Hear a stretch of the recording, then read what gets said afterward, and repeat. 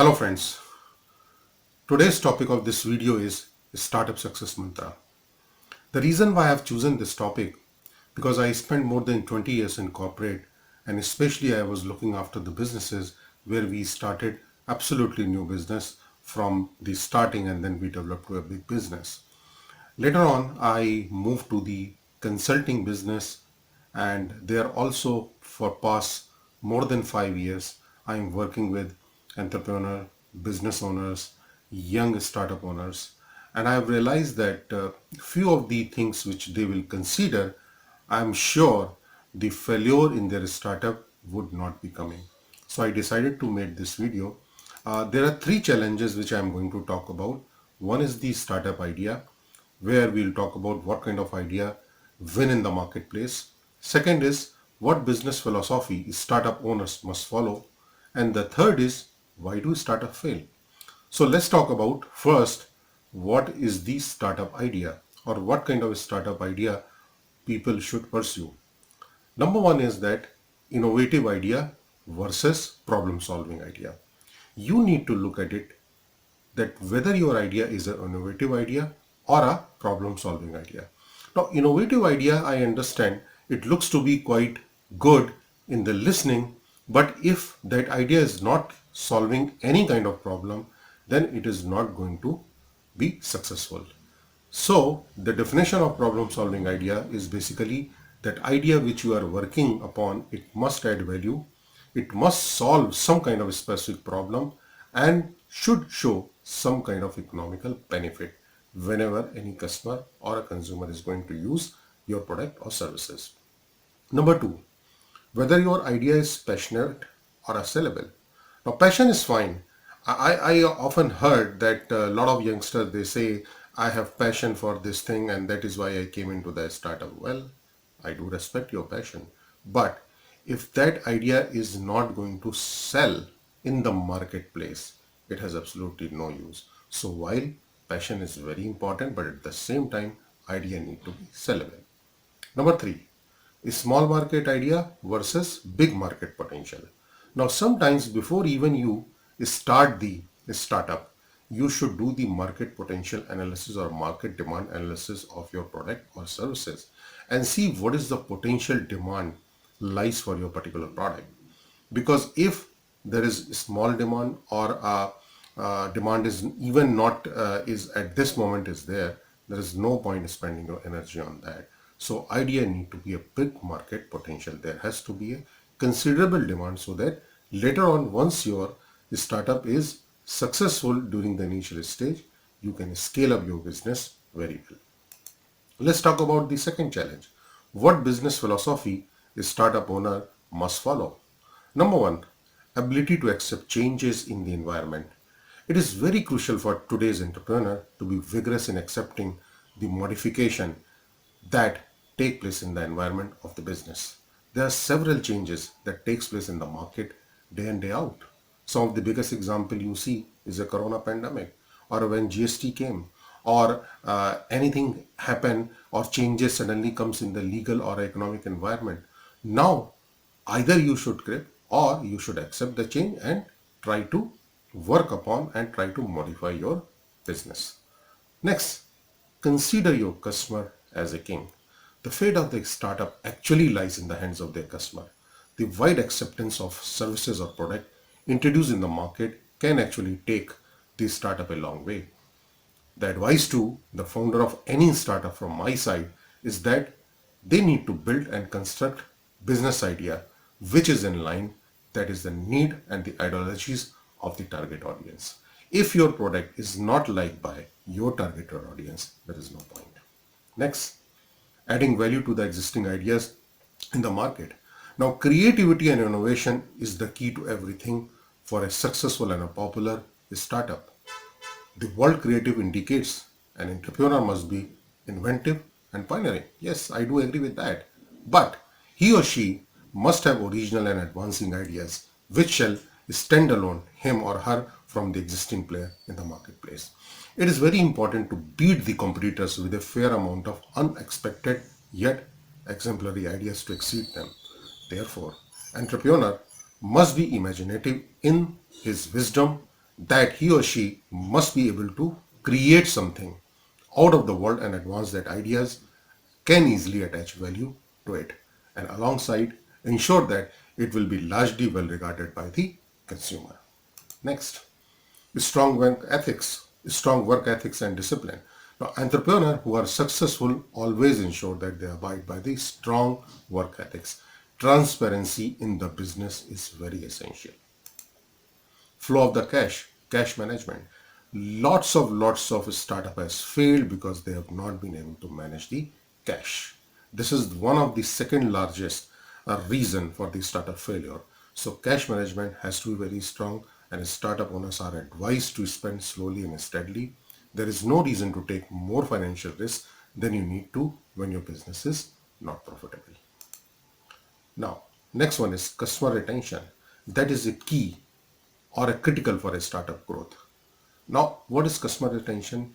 After a very hard work, customer comes to you.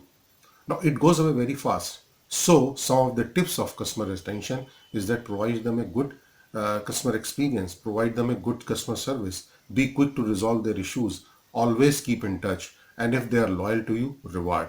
And at the end of the day, be thankful to them. So, regularly in touch with them, solving their problem, it will help you to enhance customer retention ability of your company.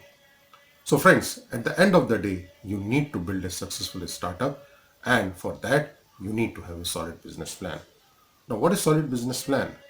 Yes, business plan where you will take care of the environment analysis.